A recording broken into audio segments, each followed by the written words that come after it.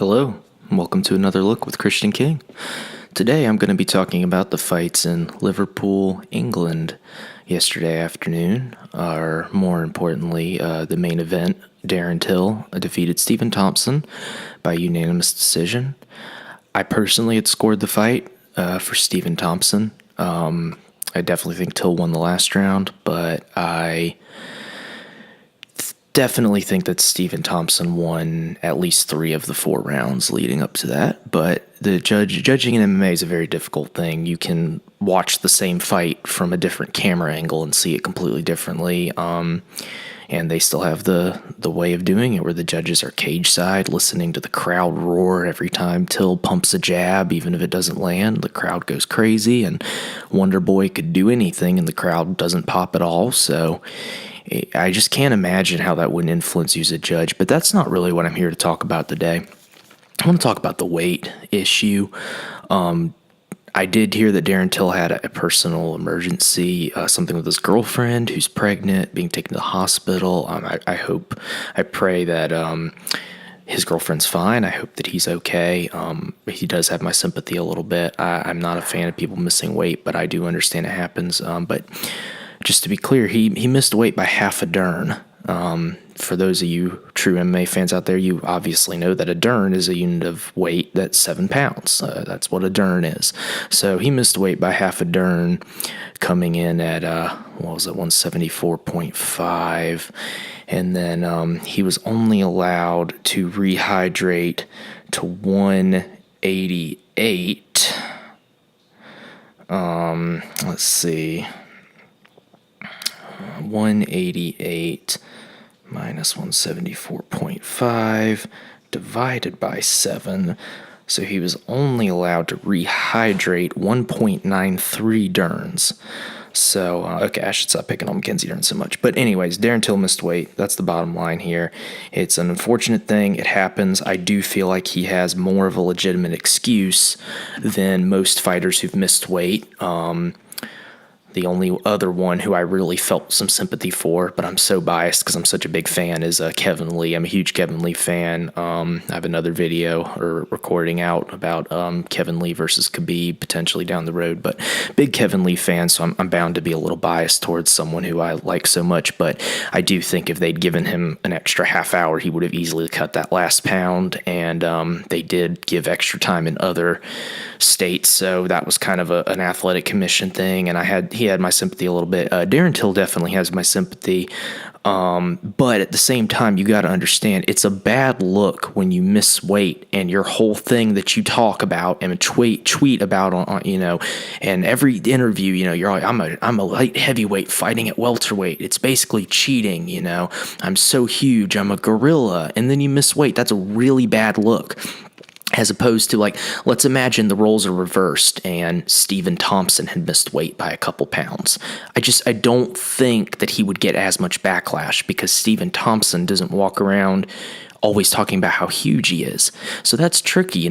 Till has kind of backed himself into a corner. And another interesting thing, Dana White, obviously, he went all the way over there to the fight, so he clearly cares. That's a good test to see how important a fight is. Is Dana White there? Because if Dana White's not there, then clearly it's not really that important, at least to him. And he was there. He was in Liverpool. He can control the show all the way back from his Las Vegas. It's probably at the Performance Institute. I don't know, but he's got an office where he can run the whole show from America, and he went all the way over there. After the fight, he's talking to Megan O'Leary in the back. This is on YouTube. You can find it in the UFC's official YouTube channel. Dana White post-fight or post-event recap with Megan O'Leary. It's like a 3-minute video, and he's very and he talked about it some in the post-fight press conference when he had his little 15-minute or whatever where Dana talks, which I always love getting to hear from Dana because it's just, I respect Shaw and some of the other execs there, but it's always great to hear from Dana White himself. He's just an entertaining guy. He's kind of a character in this male soap opera that we call MMA that we all love so much if you're here listening to me talk. So Dana White was very forgiving of Till. He didn't roast him at all for missing weight. He didn't have any comments. He didn't say anything about the fight being, I thought the fight was fascinating and I was thrilled, but I can understand that to a lot of casual fans, that was a little bit too much of a chess match for the Just Bleed fans out there. I loved it personally, but Dana wasn't at all critical about that, and he wasn't critical about missing the weight. He seemed very forgiving. But, people are kind of rewriting history a little bit. Dana, Till's never missed weight before. Yes, he has. I think it was for not the Nicholas Dalby. It was for the fight where he came back after the Nicholas Dalby injury. I'd have to look. I don't want to waste your time sitting here looking something up on my phone and not talking. So just trust me, I'm correct. You can look back. I believe it was 2 fights ago. There were 3 fights ago. It was not the Cowboy fight. It was not the fight. What was that? Oh God, who was it? Anyways, he missed weight for another fight before, and Dana's he's never had a problem before. Well, yeah, he actually has. He has missed weight before. So Till has backed himself into a bit of a corner. He has a lot of potential. He obviously is going to have to move up to middleweight. Sorry, he probably will end up a light heavyweight before he retires, but I predict he'll be a middleweight within 2 years, and I know he really wants to try and fast track and get up there and get that belt so he can move up, because he's going to have to move up at some point. He's only 25. The kid's going to put on some natural size as he gets a little bit older, and he's also going to have a lot of more trouble cutting weight as he gets older. So he's going to have to move up to middleweight, but in the meantime, he's backed himself up into a corner because he talks so much about how huge he is, and now he's missed weight for a very big fight against the number 1 contender, Stephen Thompson. And also, I probably should disclose this. I'm from South Carolina. I live in North Carolina now. I've met Stephen Thompson several times. He's not a personal friend or anything. He probably wouldn't remember me, but I remember him, and he was incredibly nice person. I met him at a few different local MMA shows, one in Tennessee and a couple in Greenville, South Carolina, and he is just such a nice guy, so it's hard not to feel for him. He goes over there, Darren Till misses weight. They put that rehydration cap on him, which was very good negotiating by Wonderboy. I'm guessing by his dad and his management. Probably his dad had a lot to do with that. He's very hands-on, but you got to feel for Stephen Thompson. Nicest guy in the world, just a good old guy, just the true spirit of a martial artist. He's so respectful. He's just a good person. Anyone who knows more about him knows that he's, driving a bus with a bunch of kids on it to pick up for karate classes, and he's just such a good guy. And for him to go over there and have Darren Till miss weight, and then at least he did make weight on the cap weight for the next day before they got on the bus. He did make that. I believe he was 187.3 out of 188, so that was good. But got to feel for Steven. I'm sure he thinks he won the fight. I think he won the fight. I think he won at least 3-2, possibly 4-1. Whoever.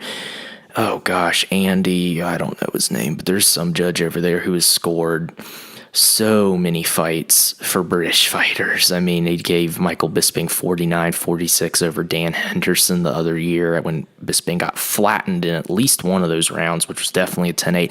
I actually believe, if I remember correctly, he got knocked down in 2 rounds, because there was 2 oh my god rounds where you thought that Bisping was dead, and Bisping's eye was exploded by the end of the fight, and he looked like crap. And I do think he probably won the fight 3-2. If anything, it should have been a draw, but definitely didn't win 49-46. And so this Andy, I can't remember his last name, but this British judge, he's judged a lot of fights very biasly, and giving Darren Till the first round when he pretty much just took it off and didn't really do too much because he didn't want to come out the gate hot like Wonderboy was expecting.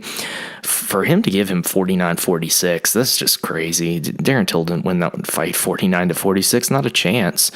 If anything, maybe a draw. You could maybe say that he had a 10-8 in the last round, although I would dispute that. But if you want to get crazy, because there wasn't very many big moments in the fight, you could say that one big moment in the 5th was enough for a 10-8, and then you could maybe give him one other round. I'd have to go back and watch it. Maybe the 4th, I don't know, but I'm not sure, honestly.